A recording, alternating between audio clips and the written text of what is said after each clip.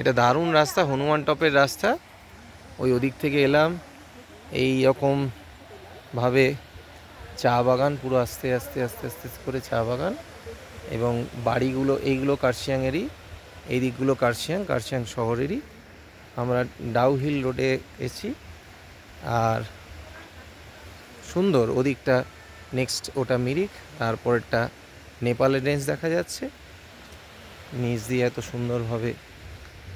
এই ভিউ মানে morning walk করার জন্য আইডিয়াল। যারা ডাউহিল রোডে থাকবেন তারা গাড়ি না নিয়ে এসে সকালবেলা, এটা কোনো খোলার ব্যাপার নেই, এটা যেহেতু ওপেন জায়গা একটা, হনুমান টপে চলে আসবেন মর্নিং ওয়াক করতে।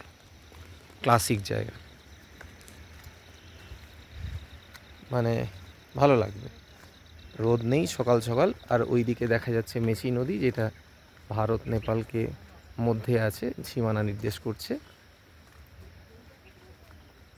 ওই চওড়া যেটা দূরে দেখা যাচ্ছে,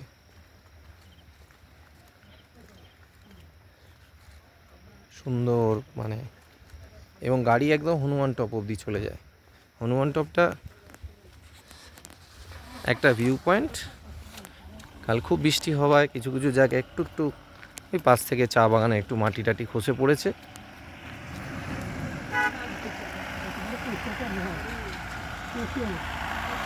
উড়ি বাবা, এত বড় কেঁচো! কেঁচো এত বড়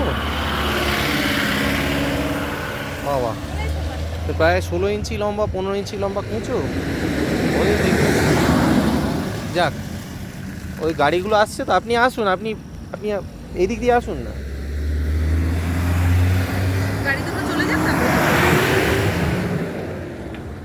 আচ্ছা মৈত্রী, আমার ব্যাগের তলা ফলায় কোনো যোগ দেখা যাচ্ছে না তো? এমনি দেখতে তো পাচ্ছি না,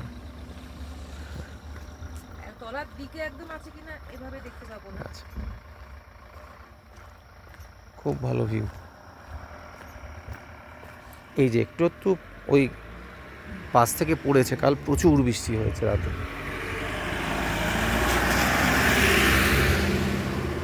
এই গাড়িটা ট্যুরিস্টদের নিয়ে ঢুকছে, একবারে দেখিয়ে বেরিয়ে যাচ্ছে কিছু ভিউ করে। এই যে এগুলোর থেকে ঝর্ণার ছোট ছোট ওগুলো নামে।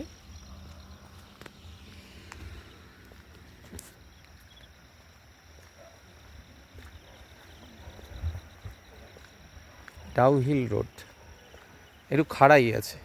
যারা নিজে ড্রাইভ করবেন প্রথম দিকে, যারা কাঁচা ড্রাইভার, তাদের ড্রাইভ মানে এটা অ্যাডভাইজেবল খুব একটা নয়, কেননা খাড়াই আছে।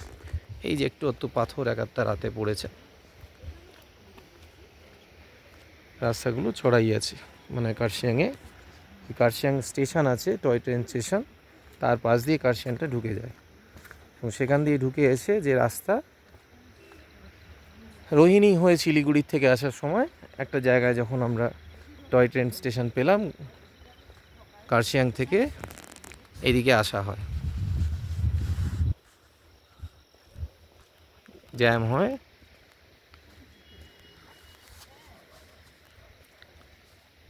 আকাশের অন্যরকম দৃশ্য, মানে অপূর্ব। আমাদের যাওয়ার তাড়া আছে, তাই না হলে মানে এখানে সময় কাটিয়ে যেতাম কিছুক্ষণ। আর আরও ওপর দিকে আছে কিছু চিমনি বলে ভিউ পয়েন্ট আছে, কিছু স্কুল আছে, চার্চ আছে, এখানে নেতাজি সুভাষচন্দ্রের মিউজিয়াম আছে। এবার সেগুলো কিছু খোলা আছে, কিছু বন্ধ আছে, কিন্তু মূল হচ্ছে প্রকৃতি। যারা পাহাড় ভালোবাসেন তারা তো প্রকৃতির জন্য ভালোবাসেন।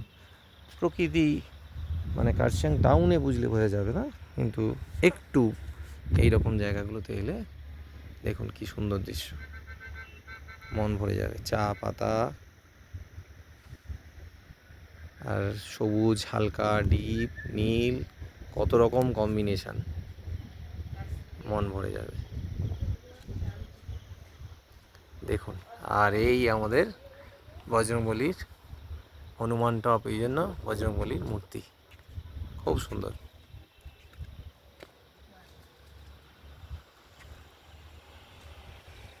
ঠাকুর না চাইলে হয় না, কপালে না থাকলেও হয় না, মেনে নিতে হয় যখন যেরকম। তবে ভালো জায়গা।